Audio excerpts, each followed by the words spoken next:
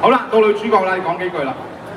首先我真係好多謝阿鄧導演發掘咗我出嚟去演呢一個劇集啦，因為之前我就攞咗個電影選角大賽嘅冠軍，咁所以啊俾阿鄧導演發掘咗出嚟。咁啊，今次我唔知鄧導演收唔收貨啦，滿唔滿意？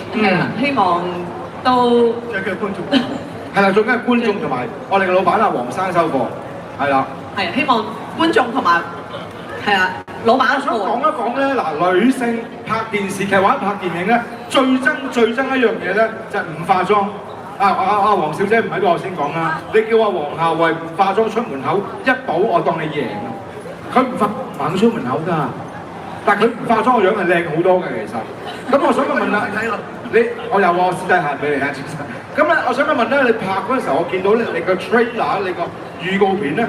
嗰個妝唔係唔化妝咁簡單喎，你係專登化到自己好白好病喎。直情係啊，因為嗰幕咧啱啱見到 trailer 嗰幕真係將近拜拜嘅。係啊，即係嗰個。但係你又唔介意喎，係。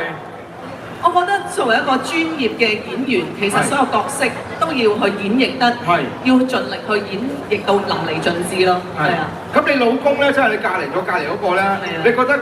偷食嘅老公，偷食嘅老公，唔係，你覺得交唔交到貨啊？